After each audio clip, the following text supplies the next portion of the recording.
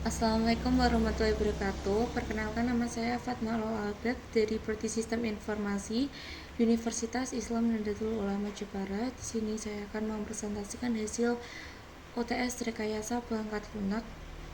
Nah, untuk pembahasan kali ini saya membahas sistem pemesanan makanan yang ada di kantin kampus. Untuk pendahuluan, di lingkungan kampus, antrean panjang saat jam makan siang sering menjadi masalah yang mengganggu mahasiswa dan staf. Waktu yang seharusnya digunakan untuk istirahat atau belajar terbuang karena harus menunggu lama.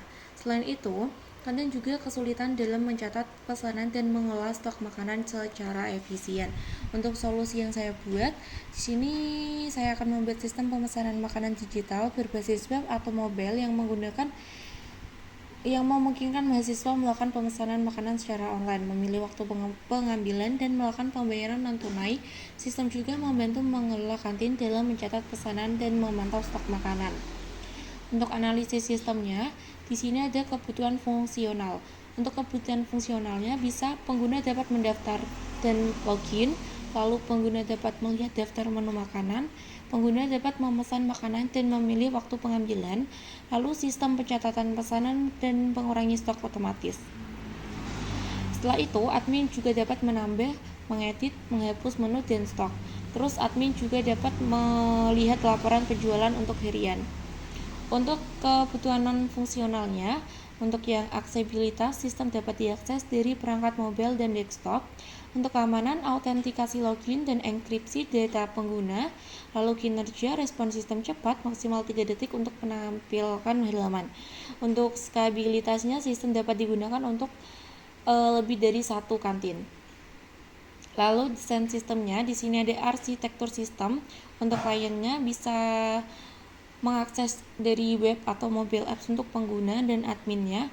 Servernya bisa pakai PHP dan sebagainya. Untuk database kita pakai MySQL. Untuk alur umumnya, pertama pengguna login, terus melihat menu, lalu bisa memilih makanan, pilih waktu pengambilan, bayar, dan dapat nomor antrian. Untuk admin, untuk alurnya, admin login, kelola menu, lalu bisa lihat pesanan masuk dan atur status pesanan.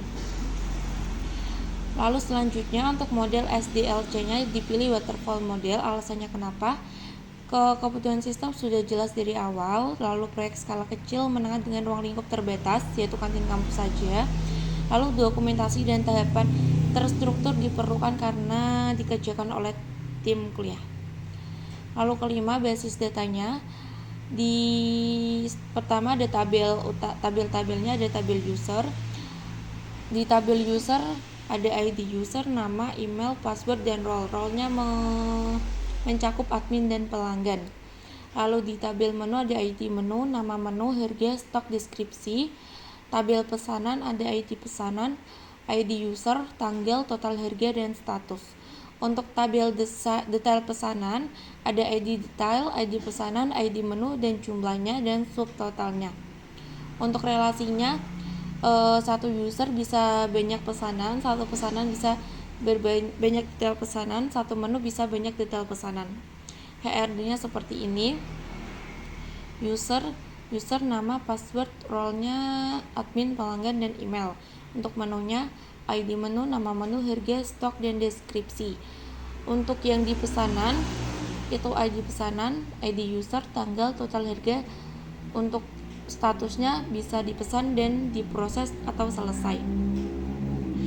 Pesanan ke detail pesanan itu ada ID detail, ID pesanan, ID menu, jumlah, dan subtotal. Untuk flowchart untuk yang fitur utamanya itu diawali mulai. Kalau iya, terus mulai apakah user mau login. Kalau iya bisa tampilkan menu, kalau tidak kembali login, lalu selesai. Kalau dipilih iya bisa tampilkan menu, pilih makanan dan jumlah. Habis itu bisa masukkan waktu pengambilan, hitung total harga, tampilkan rincian pesanan, lalu konfirmasi dan bayar, simpan pesanan ke database, lalu tampilkan nomor antrian. Untuk manfaat, di sini manfaat sistem pemesanan makanan kantin di kampus untuk mahasiswa atau pengguna. Itu bisa menghemat waktu, tidak perlu antri lama, cukup pesan lewat aplikasi dan ambil sesuai waktu yang dipilih. Terus bisa untuk kenyamanan juga, bisa memilih menu, harga, dan ketersediaan makanan dari mana saja. Transparansi, bisa untuk mendapatkan ringkasan pesanan dan bukti pembayaran secara langsung. Fleksibel, bisa memesan untuk nanti dan memilih jam pengambilan. Kalau untuk manfaat bagi pengelola kantin, yang pertama bisa untuk memanajemen stok lebih baik, yaitu jumlah makanan yang dipesan otomatis mengurang stok. Pencatatan otomatis, semua transaksi tercatat secara digital memudahkan rekap penjualan. Efisiensi operasional, juga bisa mempersiapkan makanan sesuai antrian, menghindari pemborosan dan kelebihan produksi. Lalu bisa banget untuk mengontrol menu dan harga, yaitu admin juga bisa dengan mudah untuk menambah, mengedit, atau menghapus menu. Untuk manfaat bagi pihak kampus, ini bisa untuk meningkatkan layanan, yaitu bisa untuk membantu menciptakan ekosistem digital kampus yang modern dan efisien. Lalu bisa untuk menganalisis data atau data analistik, itu juga dapat digunakan untuk menganalisis pola konsumsi mahasiswa dan mengembangkan kebijakan yang relevan. Untuk kesimpulannya, sistem pemesan makanan di kampus berbasis web atau mobile merupakan solusi inovatif untuk mengatasi masalah antrian panjang dan ketidakefisiensian dalam pengelolaan pesanan serta stok makanan. Dengan sistem ini, mahasiswa dan staf kampus dapat memesan makanan secara online, memilih waktu pengambilan, dan melakukan pembayaran non-tunai dengan mudah. Sementara itu, pengelola kantin mendapatkan kemudahan dan pencatatan pesanan, manajemen stok, dan pelaporan penjualan harian. Untuk perancangan sistem ini menggunakan pendekatan waterfall model karena kebutuhan sudah jelas dan proyek berskala kecil menengah. Arsitektur client server mendukung akses lintas platform dan desain basis data yang terstruktur, kemungkinan relasi data yang efisien antara pengguna, menu, dan transaksi.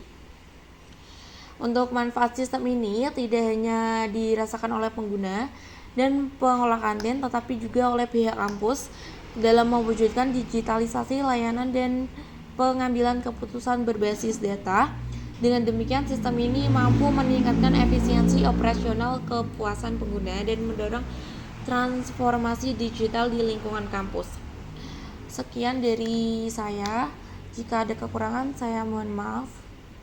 Dan terima kasih. Wassalamualaikum warahmatullahi wabarakatuh.